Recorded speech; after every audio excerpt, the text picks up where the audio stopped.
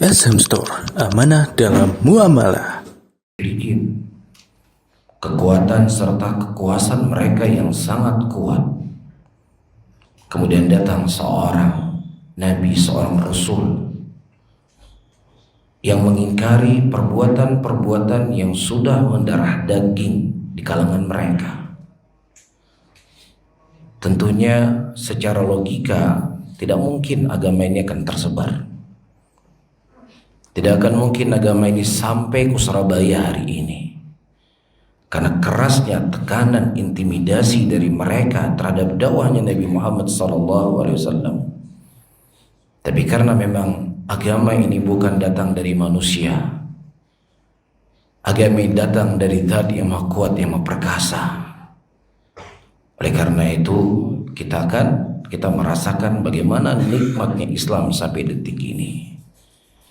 Dan usaha-usaha untuk memadamkan cahaya Allah Subhanahu wa taala itu bukan hanya terjadi pada hari ini, tapi sudah terjadi dari semenjak datangnya Nabi Muhammad SAW, dan lebih khusus lagi setelah meninggalnya beliau. Namun para hadirin dan hadirat rahimani wa rahimakumullah, sekuat apapun kekuatan mereka, sebanyak apapun yang mereka infakkan untuk menghalangi manusia dari jalan Allah Subhanahu wa taala, maka mereka tidak akan pernah berhasil. Karena Allah Subhanahu wa taala telah berjanji dalam Al-Qur'anul Karim, "Inna nahnu nazzalna dzikra wa inna lahu lahafidun." Sesungguhnya kami yang menurunkan agama ini dan kami pula yang menjaganya. Para hadirin dan hadirat rahimani rahimakumullah, terkhusus pembahasan kita dari sisi pandangan pokok agama dari tinjauan sunnah Rasulullah SAW, itu biasanya lebih banyak serangan-serangan dari orang-orang yang memang tidak suka dengan Islam. Kalau Al-Quranul Karim, karena dia memang sesuatu yang mutawatir sifatnya, mereka tidak mungkin untuk menghilangkan ayat Quran ataukah ayat-ayat dalam Al-Quran, tetapi mereka datang melalui jalur ta'wil, mentawil Al-Quran, memahami Al-Quran, apa yang tidak difahami oleh Allah Subhanahu wa taala atau apa yang tidak diinginkan oleh Allah dan Rasulnya.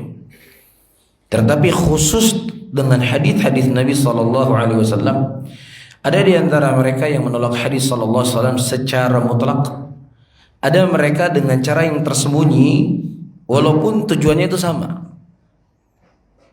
Ya, mereka akan menggunakan logika-logika atau mereka akan mencuplik beberapa ayat Al-Quran dan hadis-hadis Rasulullah sallallahu alaihi wasallam untuk menanam keraguan di tengah-tengah umat Islam. Itulah yang disebut dengan namanya apa? Syubhat. Jadi kalau ada orang mengatakan begini, hadis ucapan Nabi nggak bisa kita pakai. Ya. Ucapan Muhammad itu nggak bisa kita pakai. Kita cuma hanya bisa menggunakan Al-Quran sebagai hukum dalam agama kita. Orang yang paling bodoh pun dari kalangan muslimin menyadari dan memahami ini merupakan ucapan yang batil. Ini ucapan yang keliru. Ini ucapan yang nggak bisa kita terima. Tetapi ketika mereka datang dari sisi yang lainnya, apalagi memakai embel-embel untuk memuliakan agama, untuk menjaga agama, untuk kehati-hatian seseorang tidak bermudah-mudahan mengambil sesuatu perkara dari agama ini yang tidak bisa dipertanggungjawabkan. Kedengaran kan yang lebih memuliakan Islam, tapi sebenarnya mereka ingin menghancurkan Islam. Ya, misalnya Nabi SAW, ya, banyak sahabat-sahabat beliau di fase Mekah. Ya, ada Abu Bakar, ada Umar, ada Uthman, ada Ali dan seterusnya. Kok tiba-tiba datang seorang laki-laki yang bernama Abu Hurairah, yang dia masuk Islam fase Madinah. Itu pun beberapa tahun sebelum meninggal Nabi Muhammad SAW, dia lebih banyak meriwayatkan hadis dibandingkan Abu Bakar. Dari mana ini semuanya? Jadi kita harus mempertanyakan sebagai bentuk cinta kita sama agama, pakai cinta kita sama agama. Sebagai menunjukkan jangan sampai kita menisbatkan sesuatu kepada Nabi yang Nabi tidak berucap. Bukankah Nabi mengatakan man kadzaba alayya muta'ammidan falyataba' maq'adahu minan nar. Barang siapa yang seorang berdusta atas nama saya, maka hendaknya dia mengambil tempat duduk dari neraka. Makanya kita tidak boleh mentah-mentah untuk menerima hadis yang datang dari Abu Hurairah radhiyallahu taala anhu. Masuk akal nggak kira-kira? Logis nggak? Logis nggak? Logis. Tujuannya apa? Tujuannya sama. Seperti ucapan yang pertama tadi, ucapan Muhammad nggak bisa kita pakai. Dia manusia, dia bisa salah dan bisa benar. Ya, atau mereka datang dengan cara yang lain. Pembukuan hadis Nabi Shallallahu Alaihi Wasallam itu mulai dari Imam Bukhari, mulai dari Imam Muslim, mulai dari Muwatta Imam Malik sebelumnya. Itu ratusan tahun baru buku hadis dibukukan. Ya, pasti akan ada perubahan-perubahan, pasti ada penambahan-penambahan.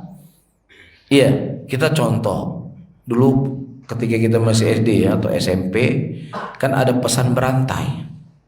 Tahu yang pesan berantai? Jadi seorang guru menulis sebuah pernyataan di kertas, kemudian dibacakan oleh orang yang pertama, dibacakan. Ya dibaca, nah yang pertama kan menghafal dia. Disampaikan kepada orang yang kedua, sampaikan orang yang ketiga, sampaikan orang keempat, sampaikan orang kelima, sampai ke orang ke-10. Itu teksnya sudah berubah jauh. Lah ini kita dalam satu ruangan. Iya, kita dalam satu waktu. Tidak sampai ratusan tahun. Hanya hitungan beberapa menit, teks yang saya tulis seperti ini, yang dibaca sudah berbeda. Alah gimana lagi buku hadis baru dibukukan ratusan tahun. Pasti akan ada perubahan-perubahan yang terjadi. Ini syubhat-syubhat yang muncul di tengah umat Islam, sehingga mereka meragukan hadis Nabi Sallallahu Alaihi Wasallam. Mudah-mudahan di pagi hari ini kita mendapatkan jawaban, kan begitu? Tapi berarti kalau tidak dapat jawaban, saya gagal menyampaikan materi pagi hari ini. Jadi kalau gagal, malum ya. Kita di Aceh biasanya subuhnya jam 5 lewat 20 menit. Di sini jam 4 sudah subuh. Jadi tidurnya kurang. Tapi para hadirin dan hadirat rahimani rahimakumullah. Pertama, Allah Subhanahu wa taala mengutus nabinya Nabi Muhammad sallallahu alaihi wasallam dan juga menurunkan kepada beliau Alkitab yang tidak ada dari kitab yang diturunkan oleh Allah Subhanahu wa taala sedikit pun di dalamnya kebatilan. Dan Nabi kita Muhammad sallallahu alaihi wasallam diperintahkan oleh Allah Subhanahu wa taala untuk menyampaikan risalah. Ya ayyuhar rasul balligh ma unzila ilaika min rabbik wa illam taf'al fama ballaghta risalata. Wahai Nabi, sampaikanlah apa yang diturunkan oleh Allah Subhanahu wa taala kepadamu. Dan kalau seandainya engkau tidak menyampaikan apa yang diperintahkan oleh Allah untuk engkau menyampaikan, maka engkau tidak menjalankan amanah engkau sebagai seorang rasul. Baik. Dan Allah Subhanahu wa taala telah mewakilkan Nabi Muhammad sallallahu alaihi wasallam untuk menjelaskan sesuatu yang masih mujmal di dalam Al-Qur'an dengan didatangkan bayannya dari Nabi. Allah Subhanahu wa taala memerintahkan kita untuk salat. Hafidhu ala salati wa salatil wusta wa qumu lillahi qanitin. Allah perintahkan kita untuk salat. Allah Subhanahu wa taala perintahkan kita untuk puasa. Kutiba alaikumusiyam kama kutiba alal ladzina min qablikum la'allakum tattaqun. Dan kemudian datang hadis-hadis dari Nabi sallallahu alaihi wasallam yang menjelaskan tentang bagaimana salat. Menjelaskan kepada kita bagaimana cara berpuasa. Menjelaskan kepada kita berapa rakaat salat subuh yang harus kita lakukan. Menjelaskan kepada kita berapa rakaat salat zuhur yang harus kita lakukan. Oleh karena itu merupakan satu paket lawazim. Ketika Allah Subhanahu wa taala menjaga Al-Qur'anul Karim, maka untuk menyempurnakan penjagaan Al-Qur'anul Karim, Allah akan menjaga apa? Hadis Rasulullah. Karena kalau seandainya disebut dijaga agama cuman Al-Quran saja dijaga, sementara hadis Rasulullah sallallahu alaihi wasallam tidak dijaga, tidak bisa kita mempraktekkan Islam. Gak bisa kita sholat subuhnya 2 rakaat, gak bisa kita sholat maghribnya 3 rakaat. Bisa difahami? Jadi ini lawazim. Jadi ketika Allah Subhanahu wa taala mengatakan inna nahnu nazzalna dzikra wa inna lahu lahafizun, sesungguhnya kami yang menurunkan agama ini dan kami pula yang menjaga, masuk dalamnya apa? Al-Quran, dan masuk dalamnya hadis-hadis Rasulullah sallallahu alaihi wasallam. Terlebih Allah Subhanahu wa taala telah mengatakan dalam ayatnya, wa anzalna ilaika dzikra litubayyana lin-nas ma nazzala ilaihim wa la'allahum yatafakkarun. Wa anzalna ilaika dzikra, dan kami menurunkan kepada engkau wahai Muhammad daripada dzikra, daripada syariat ini, litubayyana lin-nas, untuk engkau menjelaskan kepada manusia. Apa yang dijelaskan oleh Nabi SAW dari hadis-hadis beliau. Jadi tidak akan mungkin Islam yang Allah katakan al-yawma akmaltu lakum dinakum wa atmamtu alaikum ni'mati wa raditu lakumul Islam madinah, tidak akan mungkin Islam itu sempurna sampai dijaga semua hal-hal yang menjadi komponen seseorang itu bisa mengamalkan Islam secara sempurna. Di antaranya apa? Hadis Rasulullah sallallahu alaihi wasallam. Bisa difahami para hadirin? Jelas. Kemudian yang kedua, di dalam Al-Quran Allah Subhanahu wa taala memerintahkan kita untuk mengikuti Nabi sallallahu alaihi wasallam. Begitu banyak ayat-ayat Al-Quran yang Allah Subhanahu wa taala turunkan, atii'ullah wa atii'ir rasul dan yang semisalnya. Ya, qul in kuntum tuhibbunallah fattabi'uni yuhibbukumullah. Katakanlah Muhammad, kalau seandainya engkau, katakanlah Muhammad kepada mereka, kalau seandainya kalian mencintai Allah, maka ikutilah aku. Nah, kalau seandainya Allah Subhanahu wa taala tidak menjaga agama ini atau tidak menjaga hadis Rasulullah, bagaimana cara kita akan mengikuti Nabi? Bagaimana caranya? Bagaimana kita akan berperilaku dengan perilakunya Rasulullah? Bagaimana kita beradab dengan adabnya Nabi? Bagaimana kita akan berakhlak dengan akhlaknya Nabi? Bagaimana caranya? Gak mungkin. Tidak mungkin Allah Subhanahu wa taala memerintahkan kita untuk mengikuti Nabi Muhammad sallallahu alaihi wasallam kemudian tidak dijaga apa yang datang dari Rasulullah sallallahu alaihi wasallam. Itu sesuatu yang tidak mungkin. Itu sesuatu perkara yang mustahil dan sesuatu yang tidak akan mungkin terjadi. Ya, karena nggak ada faidah Allah memerintahkan kita turun sesuatu tapi nggak ada fasilitasnya. Yaudah ya, kamu berangkat dari Surabaya pergi ke Jakarta, terus uangnya nggak dikasih, mobilnya nggak ada, semuanya nggak ada. Ini kira-kira perintah yang baik atau perintah yang konyol? Konyol atau enggak?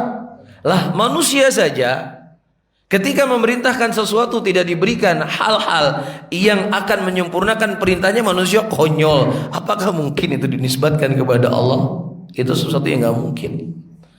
Waman ahsanu minallahi qila waman ahsanu minallahi haditha. Siapa yang lebih baik ucapannya dibandingkan ucapan Allah? Nggak mungkin. Nggak mungkin. Nggak. Apa yang Allah sampaikan itu yang paling terbaik. Bisa difahami para hadirin?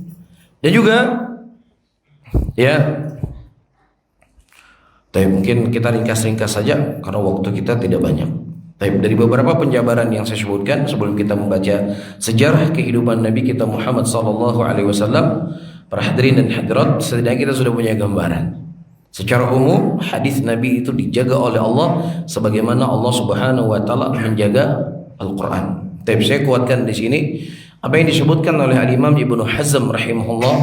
Kata Imam Ibnu Hazm rahimahullah, fa akhbara ta'ala anna kalam an-nabi sallallahu alaihi wasallam kullahu wahyun wal wahyu bila khilaf, ya, adalah adzikru wa dzikru mahfudun binasil Quran.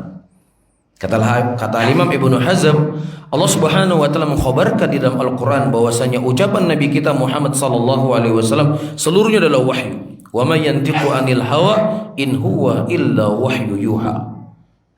Taib. Wal wahyu, dan wahyu tidak ada khilaf di kalangan para ulama, adalah adzikru. Inna nahnu nazzalna dzikra, ya, dan dzikru adalah sesuatu yang dijaga oleh Allah Subhanahu wa taala dengan nasul Quran. Jadi apa saja yang keterkaitannya dengan agama, apa saja yang bisa mengantarkan seseorang ke dalam surganya Allah, apa saja yang menjauhkan seseorang dari nerakanya Allah, maka itu pasti akan dijaga oleh Allah Rabbul Alamin.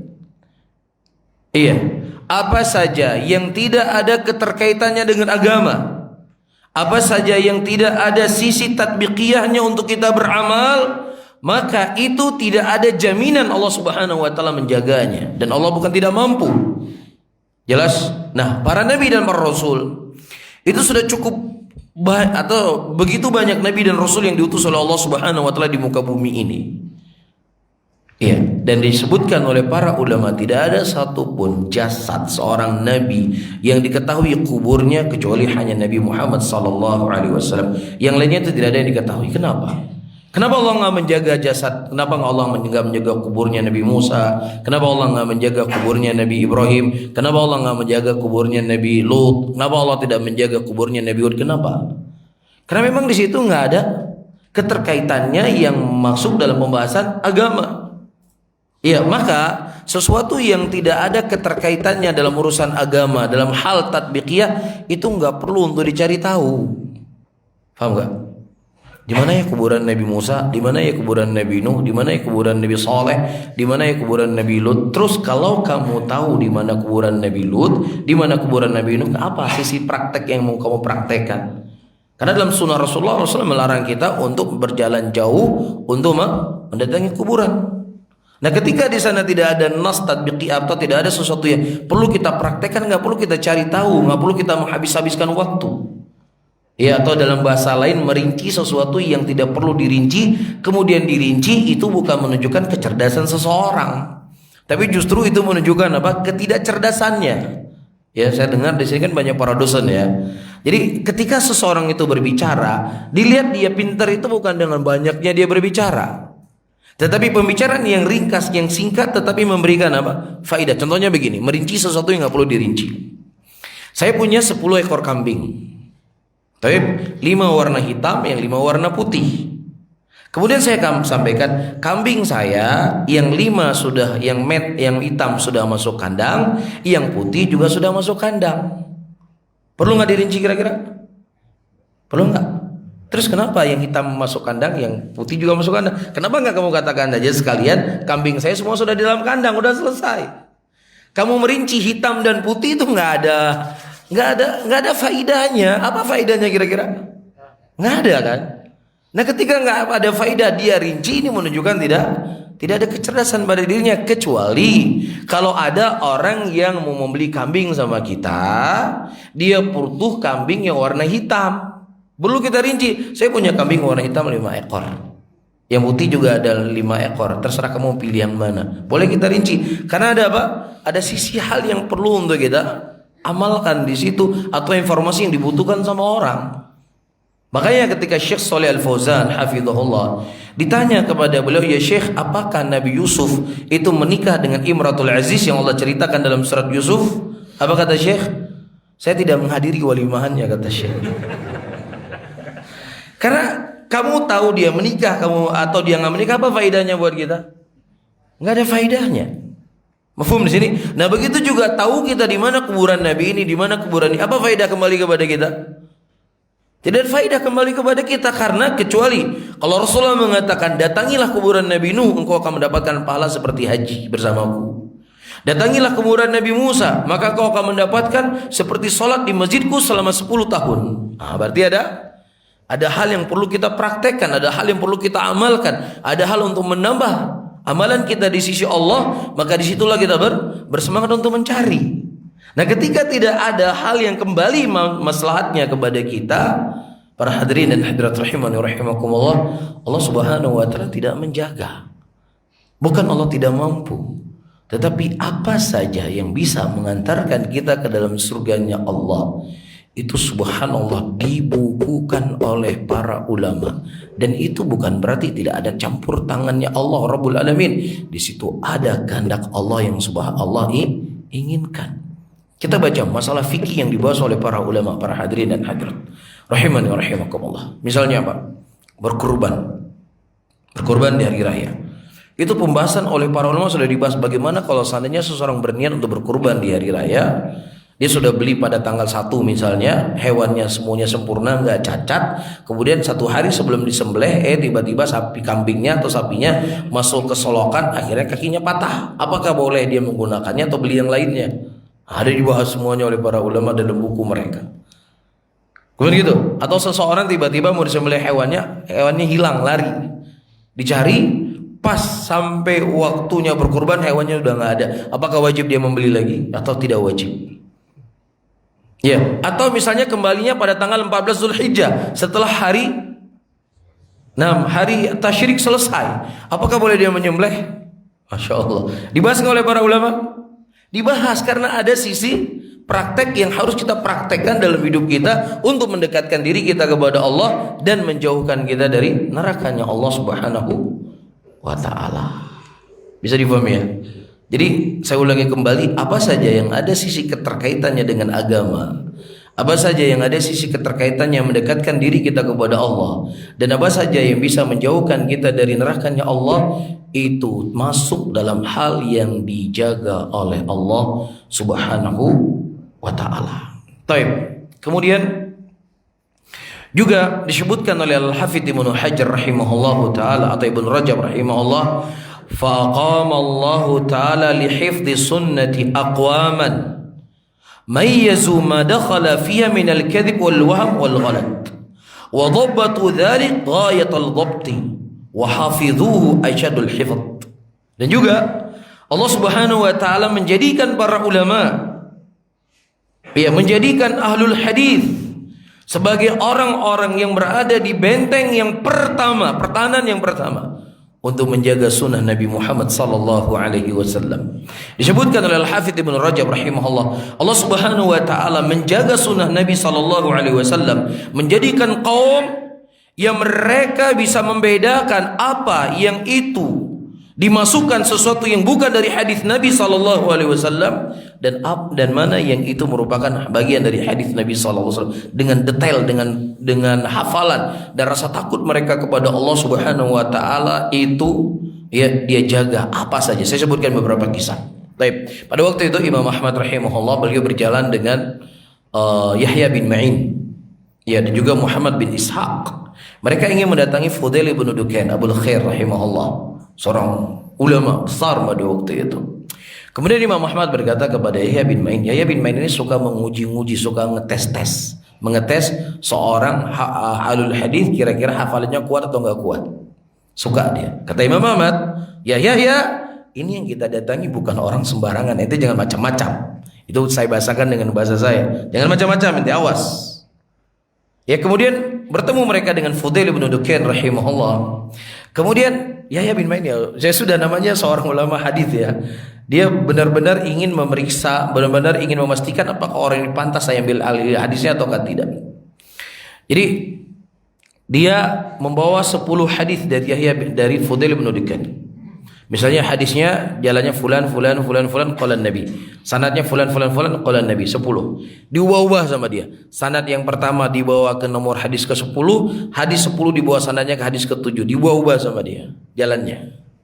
Taib. Setelah dia baca 10 hadis tadi yang dia ubah-ubah, kata Fudail bin Dukain, ini bukan hadis saya. Hadis saya demikian. Dan ini juga bukan hadis saya demikian. Setelah beliau benarkan 10 hadis tadi, dia ambil Yahya bin Ma'in, ditendang oleh beliau sampai terguling-guling keluar rumahnya. Kamu main-mainin saya, kan begitu? Kemudian kata Imam Ahmad, ya Yahya, saya sudah katakan sama kamu, jangan main-main sama orang ini, sangat bahaya. Apa kata Yahya bin Ma'in? Dengan aku dilempar dari rumahnya lebih aku cintai, sehingga aku tahu orang ini pantas saya ambil ilmunya. Orang ini pantas saya itu mengambil hadis Nabi sallallahu alaihi wasallam. Segitunya Allah Subhanahu wa taala menjaga. Begitu juga para hadirin kalau kita membaca Sahih Muslim ya. Kita membaca Sahih Muslim yang disusun oleh Al-Imam Muslim rahimahullah. Imam Muslim itu kita jangan berbicara teks hadis. Ya misalnya ada sebuah hadis itu diriwayatkan dari seorang guru yang hadis ini diriwayatkan oleh 3 orang. Ya, misalnya si A mengatakan haddatsana fulan. Iya. Kemudian si B mengatakan akhbarana fulan. Si C mengatakan haddatsani fulan. Jadi haddatsana, akhbarani, haddatsani itu artinya hampir sama semua, telah meriwayatkan kepada saya, telah mengkhabarkan kepada saya. Tetapi Imam Muslim rahimahullah sebagai bentuk penjagaan dan amanah beliau Di dalam menjaga hadis Nabi sallallahu alaihi wasallam, beliau detailkan si A mengatakan kepada gurunya akhbarana, si B mengatakan haddatsani. Padahal artinya sama juga, sama saja. Tapi sebagai bentuk amanah. Iya, dan Al-Imam Ali bin Al-Madini rahimahullah, sebagai bentuk juga penjagaan terhadap hadis Nabi, beliau berkata, bapak saya dhaif, jangan kamu ambil hadis dari bapak saya. Wajib enggak tuh? Iya, para ulama mereka adalah orang-orang yang sangat memuliakan orang tuanya. Iya, mereka anak-anak yang jauh daripada durhaka dengan kedua orang tuanya. Itu sesuatu yang nggak mungkin dari kalangan para ulama kita, nggak mungkin. Tetapi ketika sudah urusan hadis, sudah urusan agama, nggak bisa main-main mereka. Iya, karena Rasulullah Shallallahu Alaihi Wasallam memerintahkan kita untuk menunaikan amanah.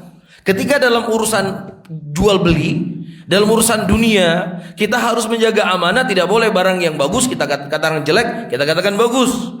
Barang yang lama kita katakan barang yang baru. Nggak boleh. Yang mana mudaratnya itu cuman sekadar tomat, misalnya tomat yang sudah baru, tomat yang sudah lama dibilang tomat yang baru, kan mudaratnya sedikit kan. Tapi Rasulullah SAW melarang kita untuk apa? Ghosh. Dilarang oleh Nabi. Nah, apalagi dalam urusan agama. Ini orang pantas nggak diambil ilmunya? Ini orang pantas nggak diambil hadisnya? Ini orang kuat nggak hafalannya? Harus lebih amanah. Karena ini keterkaitan dengan akhirat seseorang. Makanya beliau berkata, jangan ambil dari hadis dari bapak saya. Bapak saya dhaif. Ini nggak dianggap durhaka loh ya. Ini membentuk amanah. Subhanallah. Kenapa? Untuk menjaga hadis Nabi Sallallahu Alaihi Wasallam seperti yang kita baca dari ucapan Al-Imam Ibnu Rajab rahimahullahu taala di sini. Dan juga disebutkan oleh Al-Imam Abdurrahman bin Mahdi rahimahullah, ma'rifatu Nabi hadzal fan, kata beliau, pengetahuan kami dengan hadis ini, dengan hadis Nabi Sallallahu Alaihi Wasallam itu seperti perdukunan di kalangan orang awam. Apa maksudnya? Ya kalau orang awam pergi ke dukun kan dia bisa, wah ini begini. Kadang betul, kadang. Dan betul bukan berarti benar ya. Kan dia bisa saja berkhidmat kepada syaitan, yang mana syaitan membantu dia mengkhabarkan berita-berita yang dicuri dari langit. Kan seperti itu. Nah, apa maksudnya? Ketika itu datang orang kepada Abdurrahman bin Mahdi. Dia bertanya kepada Abdurrahman bin Mahdi sebuah hadis dari Nabi SAW. Kemudian dia mengatakan hadis ini dhaif. Dia nggak memeriksa, dia cuma mengatakan hadis ini dhaif. Kalau kamu tidak percaya, kamu datang Ar-Razi. Kamu tanya sama dia, betul nggak apa yang saya sampaikan? Kemudian ditanya kepada Ar-Razi, ternyata sama persis apa yang disebutkan oleh Abdurrahman bin Mahdi, bahwasanya hadis itu dhaif. Dalam keadaan dia belum memeriksa hadisnya. Iya, kenapa? Karena memang bentuk penjagaan Allah terhadap hadis Nabi Sallallahu Alaihi Wasallam. Saya berikan logika begini: orang yang ahli dalam perbengkelan, ada yang ahli bengkel di sini? Nggak ada. Ada bengkel nggak? Sudah jadi tukang bengkel 30 tahun, 40 tahun. Kita bawa mobil, kita seret bawa mobil. Ya, dia belum periksa, dia dengar suara. Wah, ini businya sudah rusak ini. Ketika rusak, betul businya lagi sudah rusak. Paham nggak? Kenapa? Karena dia memorosa terus dengan perbengkelan tadi. Orang yang belum pro masak, jadi koki kan garam ditimbang, semua ditimbang kan. Tapi orang sudah pro, tutup mata dia sudah, makanannya lebih enak daripada orang yang nimbang makanan, garamnya, gulanya semuanya ditimbang, kan begitu? Karena dia sudah memerosa dengan makanan. Lah ini adalah urusan dunia yang terkadang nggak sholat, mereka faham, oh ini businya rusak. Lah bagaimana lagi para ulama? Ya mereka memiliki rasa takut kepada Allah, yang kesehariannya ibadah kepada Allah, yang memang diberikan ilham oleh Allah Subhanahu wa taala untuk menjaga hadis Nabi sallallahu alaihi wasallam. Bisa dimulai para hadirin.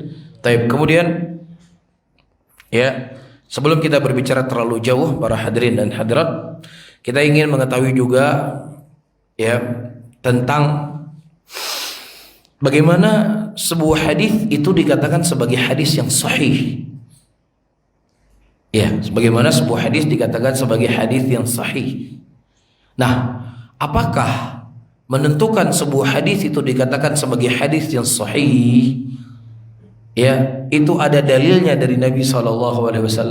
Paham nggak? Ya hadis sahih syaratnya demikian.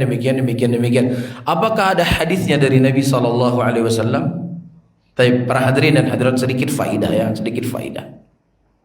Sebelum saya lanjutkan, terkadang kita sebagian para penuntut ilmu ya terkhusus memahami tentang perkara bid'ah. Bid'ah itu adalah apa yang tidak dilakukan oleh Nabi dan tidak dicontohkan oleh Nabi. Udah sesederhana itu, kemudian dia menghukumi sesuatu itu bid'ah. Kan seperti itu.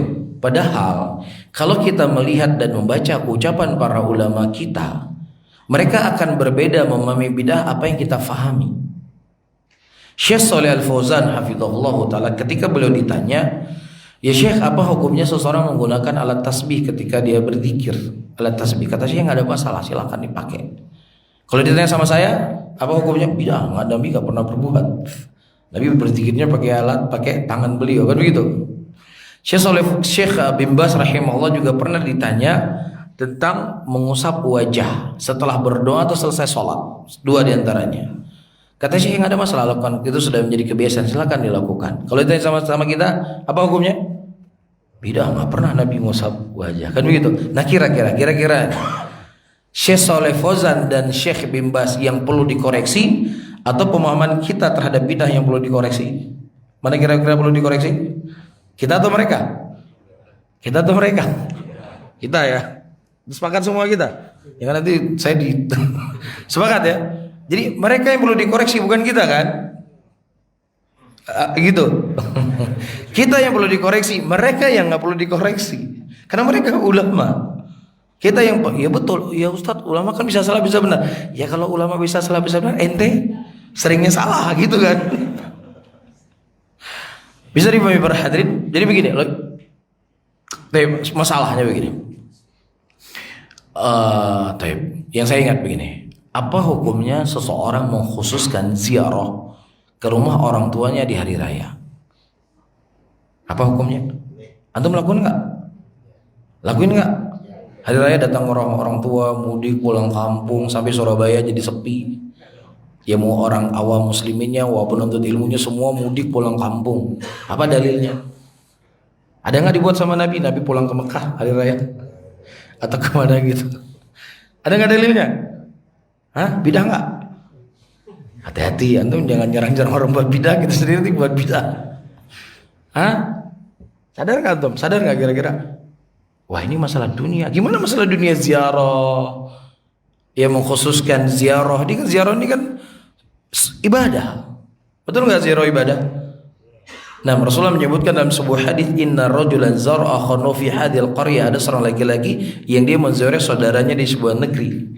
Kemudian Allah mendatangkan kepadanya malaikat untuk melindunginya. Kemudian dia berkata, kemana kau inginkan? Saya ingin menziarahi saudara saya. Apa kau menginginkan sesuatu darinya? Tidak, saya nggak menginginkan sesuatu darinya kecuali karena saya mencintai dia karena Allah Subhanahu Wa Taala. Ibadah kan. Nah sekarang tuh pulang dari Surabaya pulang ke Malang, khusus hari raya. Gimana coba kira-kira? Beda nggak?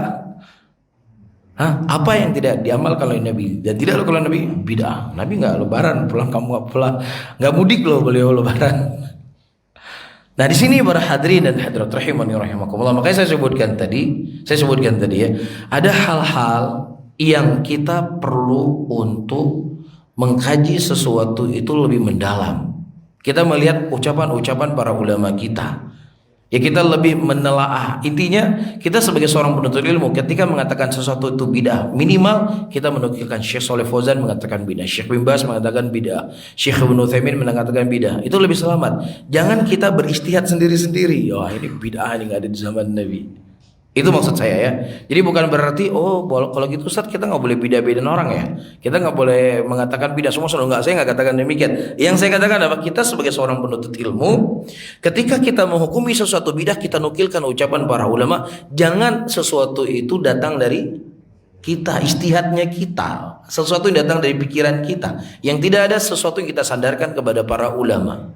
Bisa difahami? Jelas para hadirin. Nah, hukum yang saya sebutkan tadi, di sana ada kaidah yang disebutkan oleh para ulama. Ketika Allah mengatakan ayat dalam Al-Qur'an, wa qadha rabbuka alla ta'budu illa iyyahu wa bil walidaini ihsana. Allah Subhanahu wa taala memerintahkan kita untuk beribadah hanya kepadanya dan kepada kedua orang tuanya, kepada kedua orang tua kita harus berbuat baik. Allah memerintahkan kita berbuat baik di sini, dan Allah Subhanahu wa taala dan Rasulnya tidak membatasi kepada kita bagaimana cara berbuat baik kepada orang tua, apa batasan-batasannya. Harus dibelikan mobil, harus dibelikan rumah, atau bagaimana? Kan begitu? Ada kaidah disebut oleh para ulama di sana, idza syara Allahu syar'an falam yuhadith fa yarji ila al-uruf. Ketika Allah mensyariatkan sebuah syariat, ya, kemudian tidak dibatasi, bagaimana batasannya? Itu kembali kepada apa? Kembali kepada uruf, kembali kepada kebiasaan masyarakat. Nah, kalau sudah memang menjadi kebiasaan masyarakat, orang yang tinggal di Surabaya, dia tidak pulang ke Malang, ya, di hari raya, sementara orang tuanya masih hidup, itu dianggap oleh masyarakat kamu nggak berbakti sama orang tua kamu, kan begitu? Betul nggak?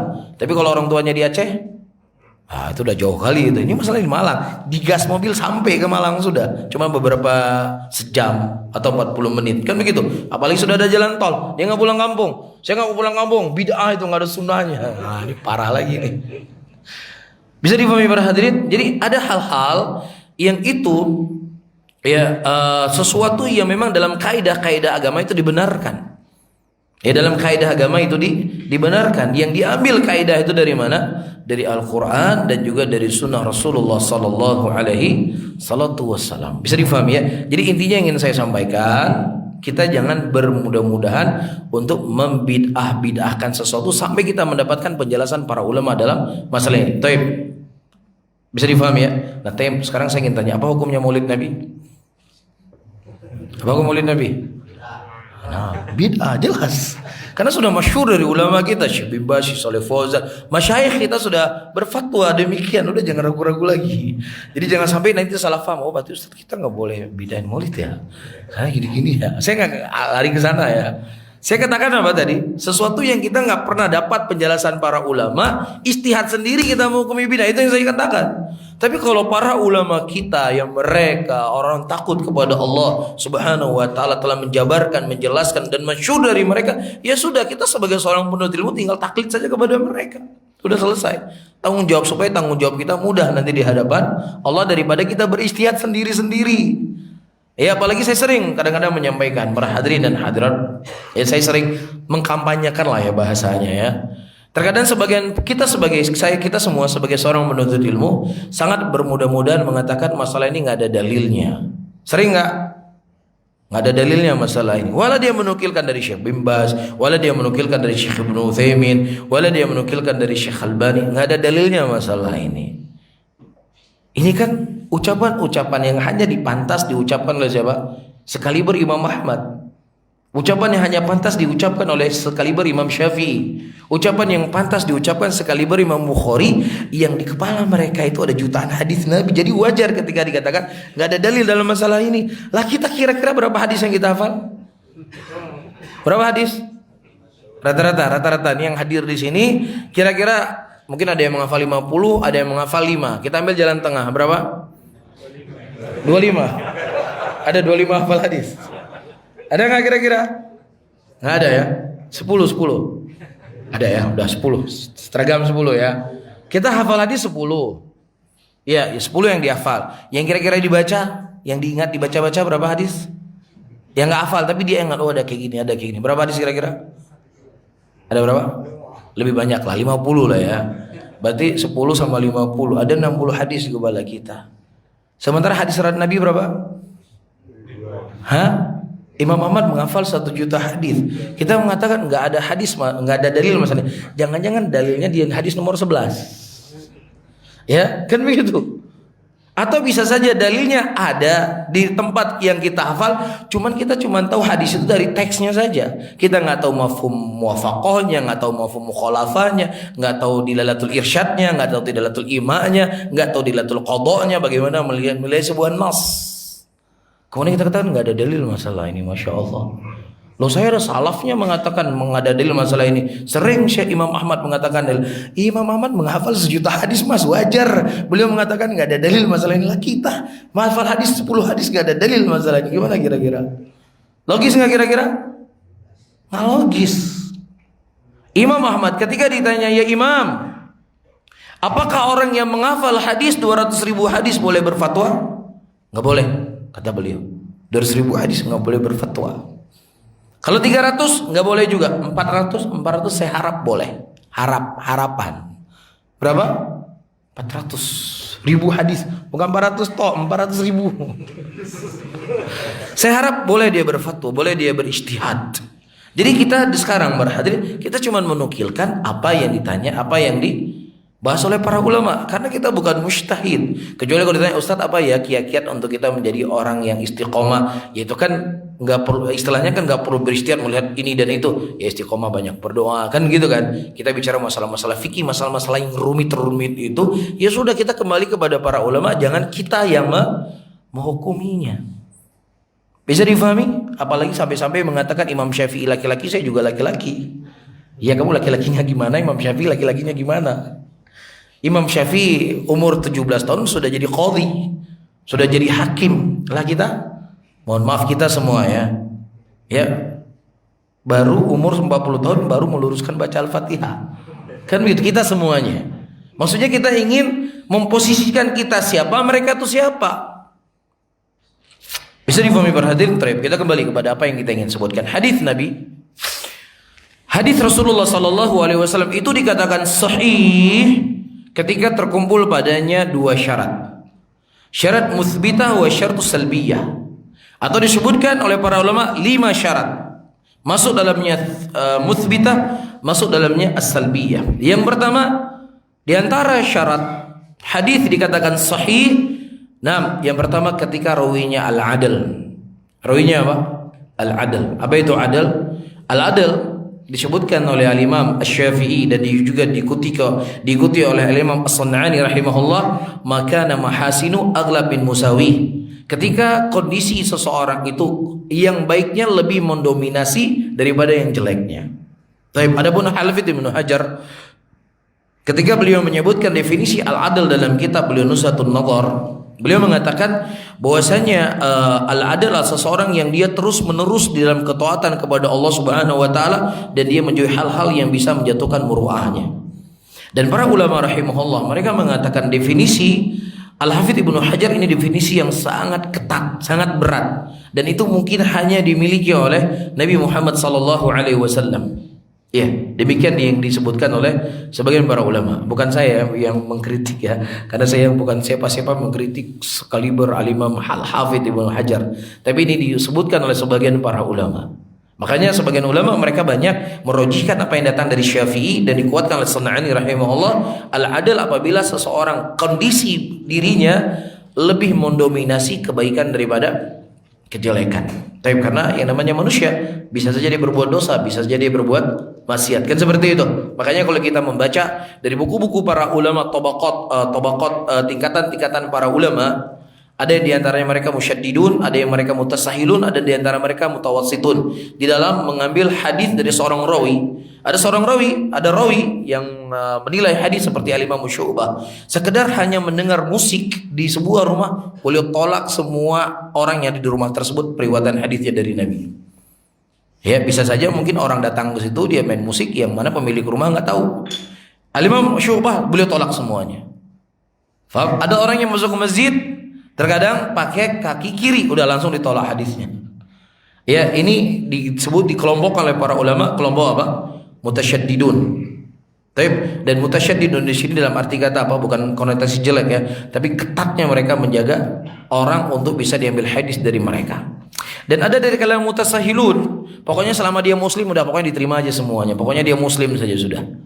Faham? Itu seperti Ibnu Hibban rahimahullah. Dan yang diambil ucapannya adalah ucapan ulama-ulama yang mutawassitun seperti Imam Ahmad, seperti Imam Bukhari, seperti Al-Nasai, seperti yang lainnya dari kalangan imam para ulama yang mereka di tengah-tengah. Ya, tidak tasyaddud dan juga tidak mutasahil. Jelas ya? Nah, begitu juga kembali kepada kaidah yang saya sebutkan tadi, al-adl apabila seseorang itu kondisinya lebih baik daripada mendominasi daripada kejelekannya. Itu. Kemudian yang kedua, para hadirin dan hadirat rahimani wa rahimakumullah, tentunya dia seorang muslim ya dan muslimah. Yang kedua adalah ad-dhabt. Apa dhabt? Dhabt itu dibagi menjadi dua. Bisa dhabatul kitabah, bisa dia dhabatul hifdz. Ya, dhabatul kitabah, dhabatul. Jadi para ulama terdahulu ketika mereka menyampaikan hadis Nabi sallallahu alaihi wasallam, mereka ya mendengar dari gurunya kemudian dicatat. Dicatat semua apa yang didengar dari gurunya. Apa hadis-hadis yang mereka dengar dari gurunya itu dijaga oleh mereka. Faham? Kemudian ketika dia sudah waktunya menyampaikan hadis, apa yang dia catat dari gurunya itu yang dibaca. Faham? Apa yang dia catat itu yang dia baca dari catatan tadi. Taib. Nah, ada ulama yang mereka menghafal dengan hafalan mereka. Dia hafal begini, dia tidak mencatatnya. Dia tidak mencatat. Dan para ulama hadis membahas ketika di sana ada terjadi perselisihan di antara ulama yang dia mendobotnya dobot kitabah dengan dia menulis, dia menyampaikan dari tulisannya, atau ulama yang menghafal. Ketika terjadi perselisihan di antara ulama yang menulis dengan ulama yang menghafal, mereka lebih mengambil ulama yang menulis karena hafalan itu terkadang bisa menjadi khianat. Bisa difahami ya? Makanya terkadang para hadirin dan hadirat, bentuk penjagaan hadis Nabi SAW oleh para ulama kita sebagai bentuk tambahan yang saya sebutkan tadi. Ketika kita membaca sebuah hadis, hadatsana fulan, hadatsana fulan, hadatsana fulan, hadatsana fulan, qala Nabi SAW. Ketika kita membaca biografi, thiqah, semuanya thiqah. Kemudian ulama mengatakan hadisnya dhaif. Loh, kok dhaif? Padahal semua rawi thiqah. Semua rawi mendengar dari gurunya, tidak ada yang terputus. Tapi para ulama hadis menghukumi hadis itu dhaif. Kenapa? Ya, mereka mengatakan si rawi yang dia itu punya dhabatul kitabah, misalnya dia orang Yaman, ya, kemudian dia pergi ke Irak. Ketika dia pergi ke Irak, dia tidak membawa buku hadisnya. Dia nggak membawa buku catatan hadisnya. Ketika dia Irak, dia menyampaikan hadisnya dari hafalannya. Faham? Diketahui oleh para ulama hadis, dia ini menyampaikan hadis dari hafalannya. Hafalannya itu tidak kuat, dia kuatnya dari sisi buku yang dia hafal dari gurunya. Oleh karena itu hadisnya tidak bisa kita terima karena hafalannya tidak kuat. Ajib nggak? Segitunya mereka mengetahui. Makanya di sana ada namanya ilalul hadis. Ilal hadis, penyakit-penyakit hadis yang tersembunyi yang tidak diketahui kecuali oleh siapa? Para ulama hadis. Ya, hadisnya dhaif dia meriwayatkan atau dia meriwayatkan tanpa membawa buku. Hadisnya dhaif karena pada tahun 200 Hijriah dia itu sudah mulai ikhtilat, sudah mulai pikun. Ya, disebutkan sebagian para ulama hadis pada waktu duha dia mengumandangkan azan. Yang namanya orang pikun kan, tahu orang pikun kan? Muqaddimatul junun, awal daripada kegilaan. Yang namanya orang sudah berumur. Dan itu juga terjadi dari sebagian para ulama hadis. Makanya sebagian para ulama hadis mereka berwasiat kepada anak mereka, kalau seandainya kalau melihat saya sudah pikun, kalian pegang saya, jangan sampai saya menyampaikan hadis lagi. Karena kalau dia sudah menyampaikan hadis dalam keadaan dia pikun, itu jadi masalah buat para ulama memandang hadis. Ini jangan-jangan dia meriwayatkan hadis setelah dia pikun, nggak diterima hadisnya. Ya, sebagai bentuk penjagaan kepada hadis Nabi sallallahu alaihi wasallam. Taib, ayakuna apa? Ayakuna al-adl wa ayakuna dhabtan. Ima yakuna kitabatan wa ima yakuna hifdhan. Taib. Nah, yang ketiga, wala yakuna syaddan wala mu'allalan. Atau yang ketiga, ittisalu sanad. Sanadnya semuanya bersambung. Fulan, sanadnya bersambung. Semua paham ya sanad hadis? Ya, misalnya Al-Imam Bukhari mengatakan qala Al-Bukhari rahimahullah qala hadatsana Abdullah bin Yusuf At-Tirmidzi qala hadatsana Malik An-Nafi an Ibnu Umar an Nabi sallallahu alaihi wasallam. Namanya sanadnya bersambung. Kalau kita membaca buku-buku rijalul hadis, ya, kita baca Imam Abdullah bin Yusuf At-Tirmidzi punya murid namanya Imam Bukhari. Berarti dia dengar kan? Abdullah bin Yusuf At-Tirmidzi dia punya guru bernama Malik, berarti dia mendengar. Imam Malik beliau punya guru bernama Nafi, berarti beliau mendengar. Nafi jelas muridnya Ibnu Umar, Ibnu Umar jelas mendengar dari Nabi sallallahu alaihi wasallam. Itu ada bukunya para hadirin dan hadirat rahimani wa rahimakumullah. Taib, ada buku kitab hadis di sini. Ada. Taib, jadi antum baca sanad-sanad tadi kan. Nah, di mana kita mengetahui sanadnya ini? Dari mana kita ketahui? Nah, kita baca apa? Kita baca buku Kutubur Rijal. Kembali kepada buku apa kita? Dan Imam Az-Zahabi rahimahullah menulis kitab Tahdhibu Tahdhib. Kitab apa? Tahdhibu Tahdhib. Tapi isi kitab Tahdhibu Tahdhib, beliau menjelaskan semua rawi-rawi hadis yang ada dalam kutubus sittah. Sahih Bukhari, Sahih Muslim, Sunan Tirmidzi, Sunan Ibnu Majah, Sunan Ibnu Majah, Sunan Nasa'i. Di semua rawi-rawi yang ada dalam kutubus sittah ini kita bisa melihat semua catatan biografinya di mana? Di kitab Tahdhibu Tahdhib yang ditulis oleh Al-Imam Az-Zahabi dan kemudian diringkas oleh Al-Hafidz Ibnu Hajar dengan judul kitab Taqribu Tahdhib. Dan kitab Taqribu Tahdhib itu lebih populer daripada kitab Tahdhibu Tahdhib. Cuman ini ringkasannya. Jadi ada seperti kamus, kita baca hadis Yahya bin Ma'in. Kita lihat fihrisnya Yahya bin Ma'in, disebutkan Yahya bin Ma'in imam thiqah, hafidh dan seterusnya. Dia punya guru, dia punya murid. Semua ditulis oleh para ulama. Bisa difahami para hadirin. Dan untuk sekedar informasi, ada satu kitab yang berjudul Mu'jamul Fahras. Apa namanya? Mu'jam al-Fahras.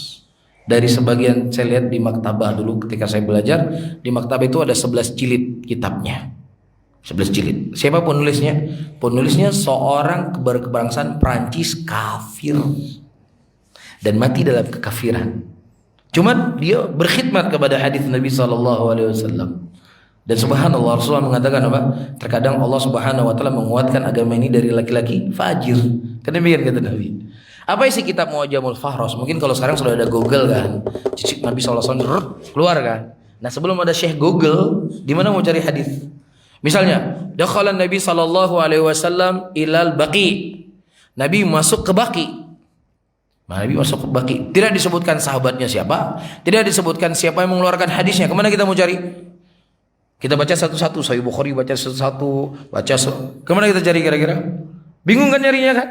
Nah kita buka Mu'jamul Fahras, kita cari huruf dal, tulis dakhala Nabi SAW ilal Baqi. Ditulis di bawahnya hadis ini diriwayatkan oleh Bukhari, Tirmidzi, Sunan Ibnu Majah, Sunan Nasa'i. Hadis ini datang dari sahabat Nabi dan juga disebut oleh Imam Ahmad dalam musnadnya. Ajib enggak tuh? Siapa yang nulis? Kafir. Nah kita ngaku sunnah, pengikut sunnah Nabi, saya salafi saya. Hadisnya berapa hafal?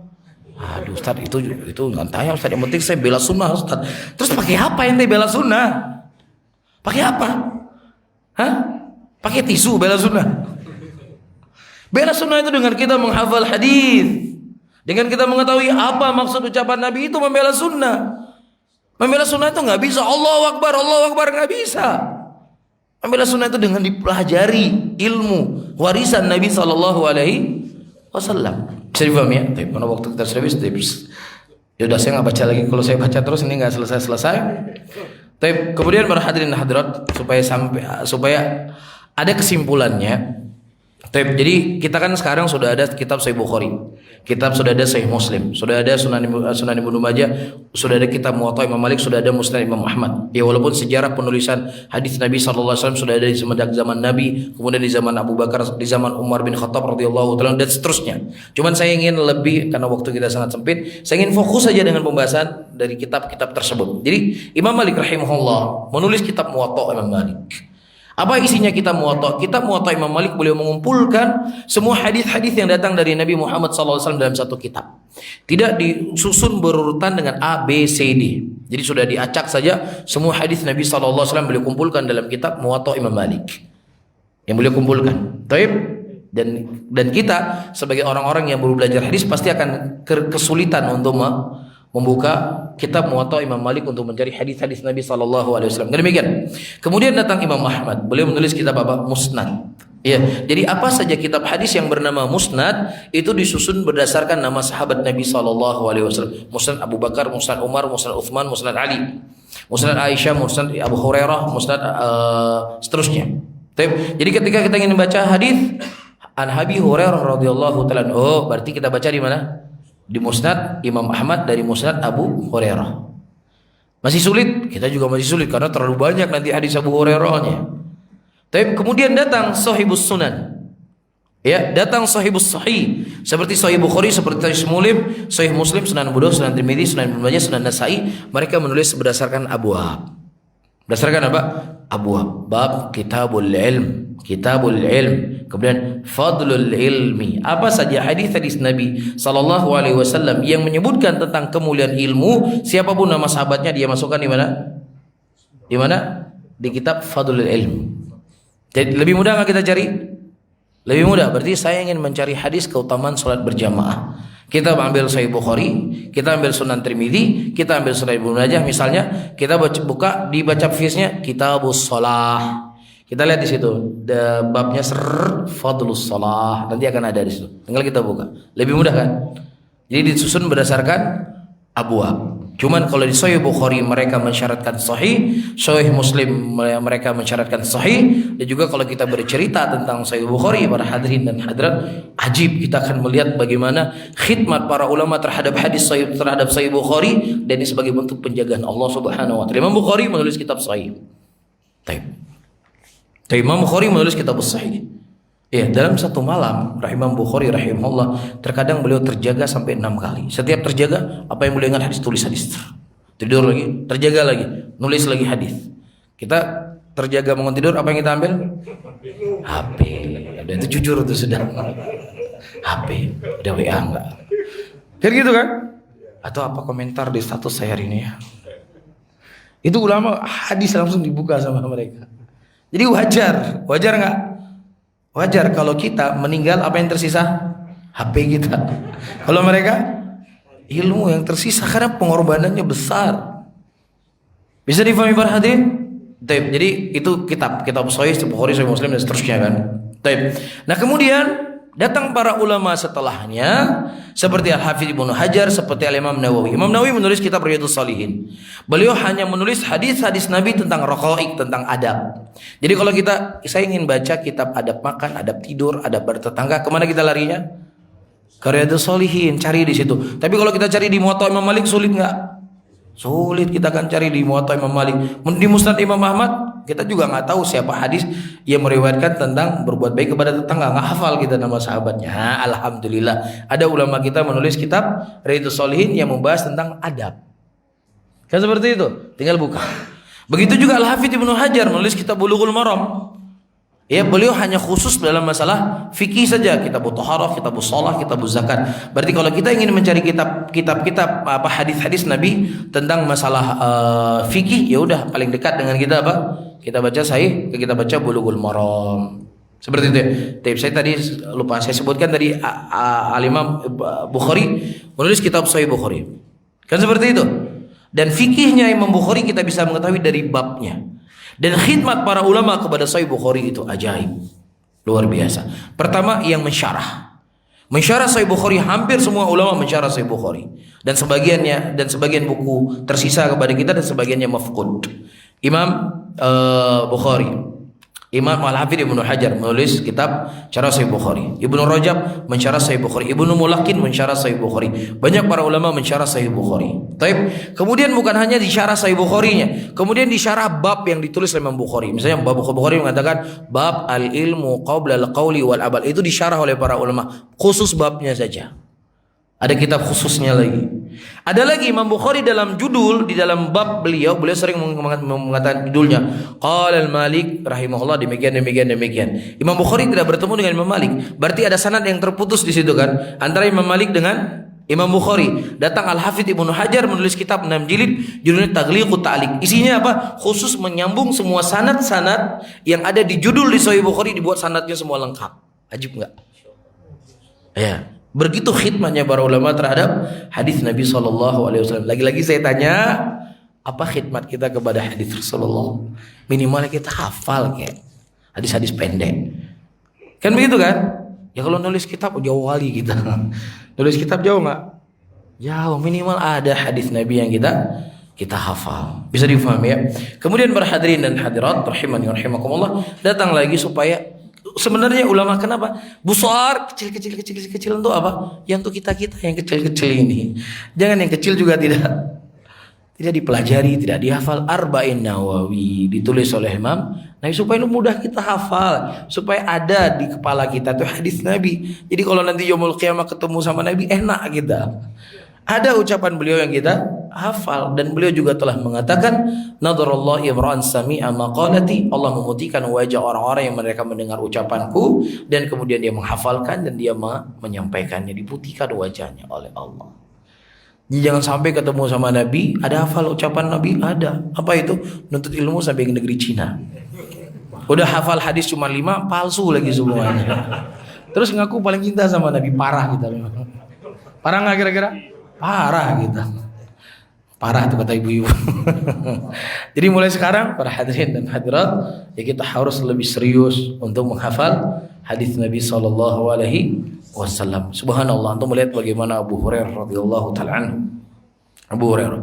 Kita sholat duha, pahalanya ngalir ke beliau. Sholat syuruk, ngalir lagi pahalanya ke beliau. Kenapa? Karena hadis Nabi itu dihafal oleh beliau. Naam, supaya nggak tertinggal syubhat.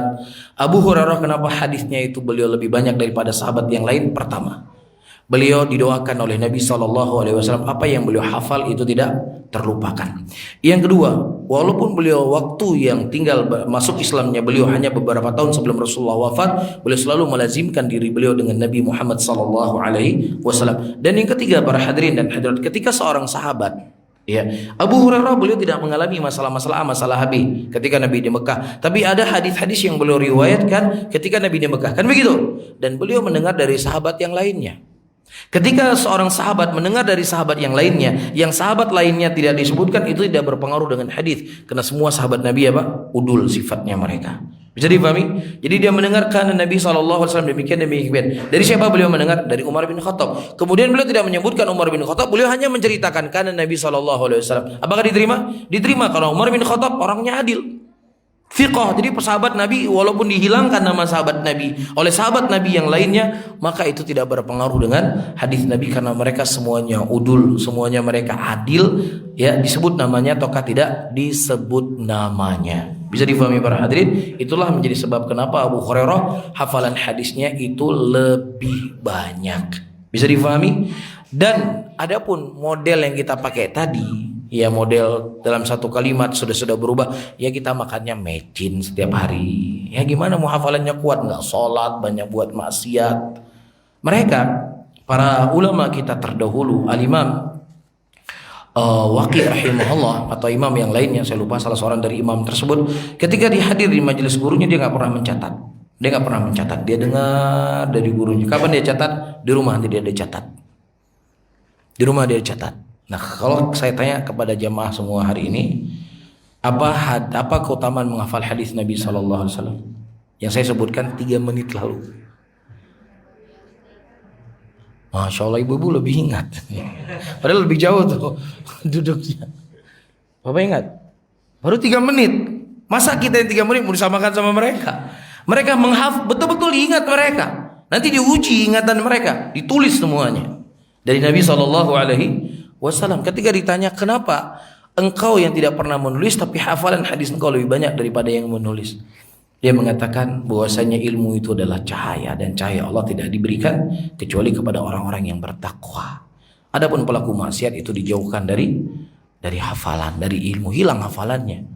Bisa difahami para hadirin? Nah, wallahu a'lam bishawab. Karena waktu yang diberikan kepada saya sudah habis, mudah-mudahan bermanfaat untuk saya sendiri dan juga kepada hadirin hadirat semuanya. Mungkin ada sesuatu yang mau disampaikan atau ditanyakan, tentunya sebatas kemampuan yang saya ketahui, dan saya tidak dibebani oleh Allah apa yang saya tidak ketahui. Namun ada satu hadis Nabi yang ingin saya ingatkan, irhamu man fil ardi sayarhamukum man fis sama. Rahmatilah siapa yang ada di muka bumi ini, niscaya siapa yang ada di langit akan merahmatimu. Faham maksudnya? Faham nggak maksudnya? Faham nggak? Ibu-ibu faham nggak? Rahmatilah siapa yang ada di bumi, maka siapa yang di langit akan merahmatimu. Faham nggak kira-kira ibu-ibu? Faham nggak? Faham? Paham. Kalau paham berarti sudah bisa ditutup nih. Hah? Kalau sudah paham berarti kan sayang sama saya kan? Sudah tutup. Tapi kita ada sesuatu yang mau disampaikan, dan sebelumnya jazakallah khairan. Ya, Rasulullah mengatakan la yashkurullah man la yashkurun nas. Seseorang itu tidak katakan bersyukur kepada Allah siapa yang tidak bersyukur kepada manusia. Saya ingin ucapkan terima kasih kepada Ustaz jazakallah khairan, dan kepada teman-teman semuanya yang telah memberikan kesempatan kepada saya untuk menyampaikan kajian di subuh hari ini. Amin ya rabbal alamin. Barakallahu fiik. Ada sesuatu? Kalau nggak ada alhamdulillah ya. Nah, silakan Bapak. Masalah rawi ini, Pak. Ya. Ada syubhat itu, katanya rawi-rawi itu ada yang syiah, Pak. Ada yang apa? Syiah. Nah. Dan itu kan kalau Syiah itu kalau diukur dengan zaman sekarang itu kan nggak memenuhi syarat adil. Taib. Dan akhirnya itu timbul syubhat, makanya jangan mengkafirkan Syiah. Oh. Soalnya kalau Syiah dikafirkan, Ya. akan berapa banyak hadis-hadis itu yang gugur. Taib. Itu gimana, Pak? Nah, Masya Allah, pertanyaan yang sangat bagus sekali. Al-Imam Adz-Dzahabi rahimahullah atau Al-Hafidz Ibnu Katsir atau lainnya dari kalangan para ulama, Al-Hafidz Ibnu Hajar, ketika mereka menyebutkan tentang seorang rawi, terkadang mereka menyebutkan dengan lafaz tasyayyu'. Ya, tasyayyu'. Faham? Nah, terkadang sebagian orang mutaakhirin ketika mereka membaca tasyayyu', mereka mengatakan wah ini Syiah. Ya berarti difahami seperti Syiah Rafidhi. Padahal ketika disebut tasyayyu' dari ucapan para ulama terdahulu, diinginkan ada di antara mereka yang lebih mengutamakan Ali bin Abi Thalib dibandingkan Utsman bin Affan radhiyallahu taala anhu. Faham di sini? Dan ini tentunya tidaklah mengeluarkan seseorang itu dari dairah ahli sunnati wal jamaah ketika dia mengedepankan Ali bin Abi Thalib radhiyallahu taala di depan Utsman bin Affan, walaupun itu sesuatu yang keliru dan sesuatu yang salah. Ya karena ijma' para ulama semuanya Abu Bakar, Umar, Utsman dan Ali yang keempat. Jadi maksud daripada tasyayyu' pada waktu itu adalah demikian. Itu satu hal. Baik. Hal yang kedua, ya seperti Al-Imam Bukhari rahimahullah mengeluarkan hadis dari Imran bin Hittan. Siapa itu Imran bin Hittan? Imran bin Hittan tadinya seorang alim minan ulama ahli sunnah, kemudian dia menikah dengan seorang wanita khariji yang kemudian dia terpengaruh dengan istrinya, dan kemudian dia membuat sebuah syair memuji Abdurrahman bin Muljam yang telah membunuh Amirul Mukminin Ali bin Abi Thalib radhiyallahu taala anhu ardhahu. Yang mana dia mengatakan bahwasanya Abdurrahman bin Muljam mendapatkan keridhaan dari langit ketujuh. Dia puji pembunuh Ali bin Abi Thalib. Nah, para ulama menerangkan dan menjelaskan. Taib, kenapa mereka mengambil hadis? Karena hadis Nabi pada waktu itu didengar oleh ulama-ulama. Kalau seandainya kita tidak mendengar hadis dari mereka, akan terluput hadis Nabi darinya. Karena sanadnya dipegang sama dia. Faham? Dan ini tidak bisa kemudian dijadikan dalil untuk bisa mengambil ilmu dari fulan dan alan dari kalangan ahlul bidah. Kenapa? Karena dari ahlus sunnah sendiri itu sudah apa yang kamu punya sudah ada sama mereka. Ingin belajar nahwu ada di ahlus sunnah, ingin belajar sorof ada di ahlus sunnah, ingin belajar tajwid ada di ahlus sunnah, ingin belajar fikih ada di ahlus sunnah. Ngapain ente cari yang lain? Pada waktu itu memang sanad hadis mereka yang pegang. Faham di sini? Karena hadis Nabi belum tersebar. Itu yang kedua. Yang ketiga, ahlul bidah di zaman dulu mereka disyaratkan oleh para ulama sodukul lisan. Lisannya itu nggak pernah berbohong. Tetap mereka akan meriwayatkan hadis Nabi walaupun itu apa? Menyelisih akidah mereka. Tetap mereka karena lisannya terjaga. Adapun ahlul bidah di zaman ini syiarnya mereka apa? Bohong. Betul nggak tidak? Jadi nggak bisa kemudian dijadikan ucapan para ulama hal yang dilakukan ulama terdahulu dipraktekkan di zaman sekarang dengan kondisi dan keadaan yang saya sebutkan tadi. Ahlul bidah di zaman sekarang semuanya apa mereka bohong, syiarnya mereka itu berbohong. Bisa difahami? Dan kalau seandainya mereka jujur, sudah mencukupi kita dari kalangan ahlus sunnah yang menyampaikan ilmu apa yang kita butuhkan. Bisa difahami ya? Tapi wallahu a'lam besok. Jadi tasyayyu' saya ulangi kembali mengutamakan Ali di atas Utsman, bukan mereka Rafidhi, pencela sahabat Nabi. Karena pencela sahabat Nabi itu dikafirkan oleh para ulama, mengkafirkan Aisyah, mengatakan Aisyah itu penzina. Itu di kalangan para ulama hadis seperti Al-Imam Syafi'i rahimahullah, beliau berkata, ya tidak ada bedanya Sufyan bin Sa'id Ats-Tsauri tidak ada bedanya salat di belakang Syiah dengan salat di belakang Yahudi dan Nasrani, sama-sama enggak sah. Itu maklum di kalangan para ulama. Jadi ketika disebut tasyayyu' dari kalangan para ulama maksudnya adalah seperti yang saya sebutkan tadi. Jelas ya, dia mengutamakan Ali bin Abi Thalib dibandingkan Utsman bin Affan radhiyallahu taala anhu, bukan melakukan hal yang kita sebutkan tadi. Atau tidak ada sanad hadis kecuali sama mereka dan dia dipastikan shadukul lisan. Baik. Nah. Ada yang lain? Baik, kalau tidak. Nah, silakan Bapak. Klasifikasi hadis atau pembagian hadis seperti mulai dari sahih kemudian maqbul. Baik. Baik, para hadirin dan hadirat, ilmu hadis ataukah ilmu usul fikih, ya, itu sebenarnya ilmu yang sifatnya tatbiqiyahnya itu sudah ada di zaman Nabi SAW. Tatbiqiyahnya sudah ada di zaman Nabi. Baik, kemudian dibahasakan oleh para ulama kita dengan bahasa kitab min haisun nadhari. Baik, saya bahas dulu misalnya usul fikih. Usul fikih ya tidak ada di zaman Nabi ada kitab usul fikih seperti yang ada di zaman kita sekarang. Ya, al-amr yaqtadil wujub, amr itu menunjukkan kewajiban, perintah itu menunjukkan fauriyah, harus disegerakan. Itu tidak atau tidak ada sesuatu nas yang datang dari Nabi ketika perintah lakukanlah sesegera mungkin dengan lafaz seperti itu. Tapi dengan lafaz yang berdekatan ada. Tapi para ulama mengambil dalil dari mana? Ketika Nabi SAW beliau dihadang oleh musyrikin, untuk tidak bisa masuk ke Mekah pada waktu itu. Dilarang oleh musyrikin untuk tidak masuk Mekah. Nah, dan mereka sudah membawa hadiu dari kota Madinah untuk menyembelih di Mekah untuk umroh mereka. Umroh ya, bukan haji, umroh. Kemudian ketika dihadang, Nabi SAW memerintahkan para sahabatnya untuk apa? Untuk mencukur rambut mereka dan menyembelih hewan mereka. Dan sebagian sahabat pada waktu itu tidak melakukannya. Mereka berpikir Nabi akan membatalkan perjanjian tersebut dan kita akan masuk ke Mekah. Karena kita sudah rindu dengan Mekah untuk tawaf dan lain sebagainya. Kemudian Nabi masuk ke masuk ke tempat Ummu Salamah dan Nabi marah pada waktu itu karena para sahabat mengakhirkan apa? Perintahnya Nabi. Ini kan dalil kan. Kemudian datang para ulama membahasakan dengan bahasa mereka yang namanya perintah menunjukkan kewajiban, yang namanya perintah harus disegerakan karena Nabi marah pada waktu itu ketika mereka tidak segera melakukan perintah. Dibukukan oleh para ulama kaidah-kaidah tadi. Bisa difahami ya. Nah, demikian juga hadis Nabi di zaman Nabi, ya, hadis yang paling sahih adalah hadis yang sahih. Yang mereka enggak membahas itu kenapa? Karena di depan mereka Nabi sendiri yang berbicara. Nabi sahih enggak hadisnya Nabi ya? Nah, sahih nggak Nabi? Nabi berkata demikian. Nabi sahih nggak Nabi? Nggak perlu kan? Karena apa? Itu ucapan Nabi sendiri. Nah, begitu juga para sahabat Nabi ketika mereka meriwayatkan sesuatu dari Nabi Muhammad SAW, para sahabat bertanya, Umar bin Khattab thiqah nggak ya kira-kira? Nggak perlu dibahas. Abdullah bin Umar thiqah nggak ya? Aisyah thiqah nggak ya? Nggak perlu dibahas karena mereka semuanya udul. Mereka semuanya telah dipuji oleh Allah Subhanahu wa taala. Semua yang datang dari sahabat Nabi diterima periwayatannya karena mereka al-udul. Itu secara kaidah.